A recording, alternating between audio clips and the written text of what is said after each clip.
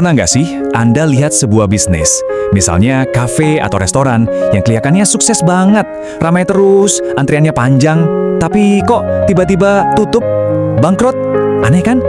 Nah, hari ini kita bakal bongkar misteri di balik fenomena ini. Coba deh kita bayangin skenario ini. Ini mimpi buruk semua pengusaha. Bisnis kelihatan jaya banget dari luar, tapi di dalamnya keropos, di ambang kehancuran. Ini bukan cuma cerita horor loh, tapi realita yang sering banget terjadi. Pertanyaannya kok bisa? Apa yang salah? Ya kan? Kita sebagai orang luar, lihatnya omset gede, pasti untungnya juga gede. Tapi di balik layar, ternyata ada hantu yang diam-diam nyedut duit mereka sampai kering. Kelihatannya gak masuk akal, tapi ini nyata. Jadi ini kayak ada dua cerita yang berbeda. Yang kelihatan di permukaan itu ya citra sukses. Tapi di bawahnya ada cerita lain yang gak kelihatan. Di mana keuntungan itu bocor, hilang entah kemana. Nah, senjata rahasia buat ngelawan hantu tadi itu namanya pengendalian biaya atau cost controlling. Ini bukan cuma soal ngirit atau potong-potong anggaran ya, tapi ini soal bener-bener paham setiap rupiah yang keluar itu buat apa dan gimana caranya biar pengeluaran itu jadi lebih efektif. Oke, biar lebih kebayang kita pakai contoh dari kisah nyata.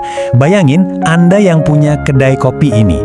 Setiap hari sibuk, pelanggan datang silih berganti, kelihatannya semua baik-baik aja.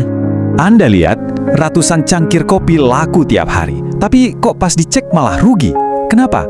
Karena ada pembunuh-pembunuh senyap ini.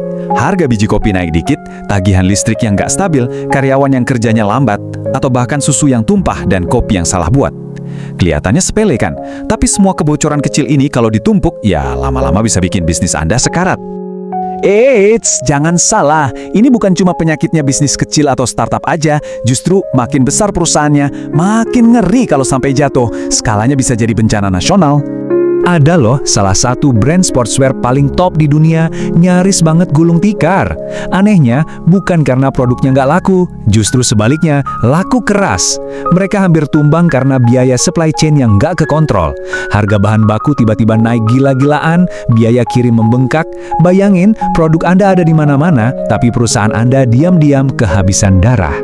Nah, ini lebih bahaya lagi. Sebuah maskapai penerbangan besar pernah melaporkan mereka untung besar, padahal kenyataannya mereka rugi parah.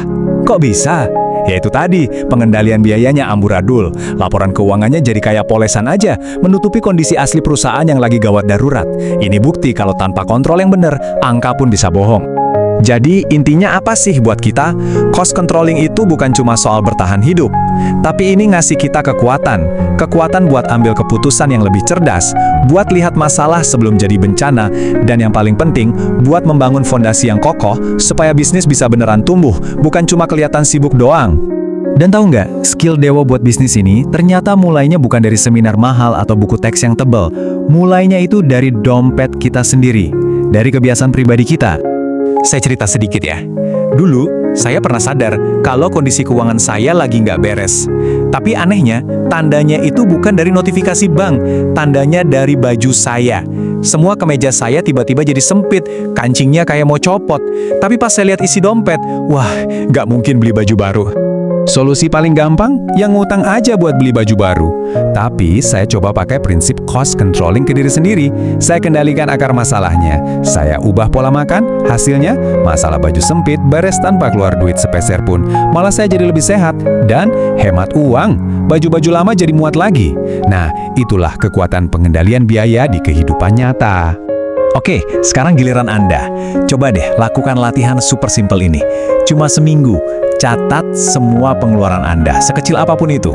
Nanti di akhir minggu, lihat dan coba temukan satu kebocoran terbesar Anda. Jangan remehkan ini ya. Kejelasan yang bakal Anda dapat itu bisa kayak dapat pencerahan. Siap-siap kaget aja lihat uang Anda lari kemana aja selama ini. Karena pada akhirnya, mau pakai software secanggih apapun, nggak ada yang bisa ngalahin kekuatan dari sebuah kebiasaan sederhana, yaitu memperhatikan. Sadar sepenuhnya dengan setiap keputusan kecil yang kita ambil, baik dalam bisnis maupun dalam hidup. Jadi saya mau tinggalkan satu pertanyaan buat Anda. Prinsip yang sama yang bisa menyelamatkan sebuah bisnis dari kebangkrutan, kira-kira apa yang bisa dilakukannya untuk hidup Anda mulai hari ini? Kebocoran di bisnis bisa bikin bangkrut. Nah, kebocoran terbesar dalam hidup Anda sekarang, apa ya?